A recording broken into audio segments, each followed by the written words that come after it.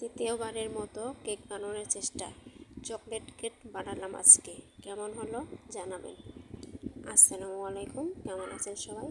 আশা করি সবাই ভালো আছেন। Welcome to my new blog. কীভাবে চকলেট কেক বানালাম সেটাই আপনাদের সাথে শেয়ার করব। এখানে ময়দা, চিনি, তেল, cocoa powder, baking powder, baking soda, লবণ, 4টা ডিম নিয়েছি আর ভ্যানিলা এসেন্স।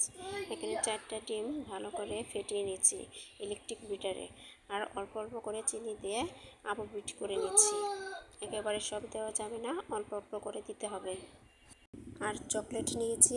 চকলেট কীভাবে গালিয়ে নেবেন, ফুটন্ত গরম পানি নিয়ে নেবেন, তার উপরে স্ট্রেনের এক বাটিতে ভালো করে নেড়ে চেড়ে গালিয়ে নিতে হবে।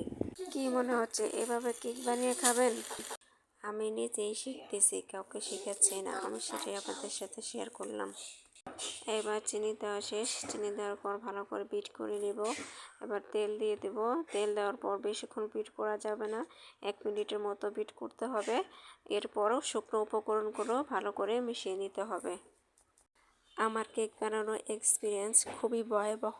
আমার মাথার উপর দিয়ে ঝড় তুফান বয়ে যায়। 2টা ছেলে এত বিরক্ত করে কেক বানানোর সময়, অন্য সব কাজে এরকমটা করে না। কেক বানানোর সময় মনে হচ্ছিল কেকটা ভালো হবে না, কিন্তু ফাইনালি ভালোই হয়েছে।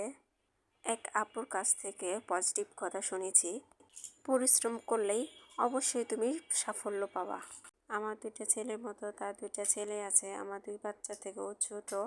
2 বাচ্চাকে নিয়ে সব কাজ করে, পরিশ্রম করেও সে যেন ক্লান্ত হয় না, এরকমটা মনে হয়।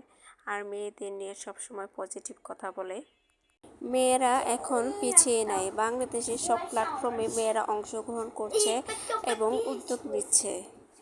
নিজেকে ভালো রাখার জন্য একটা টিপস দিচ্ছি, সবসময় নিজেকে ব্যস্ত রাখবেন, কোনো না কোনো কাজে ব্যস্ত রাখবেন।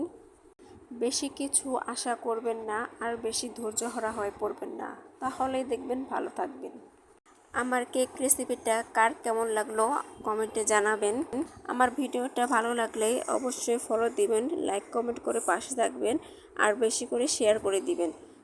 আর ইউটিউব চ্যানেল থেকে দেখে থাকলে অবশ্যই সাবস্ক্রাইব করে দিবেন।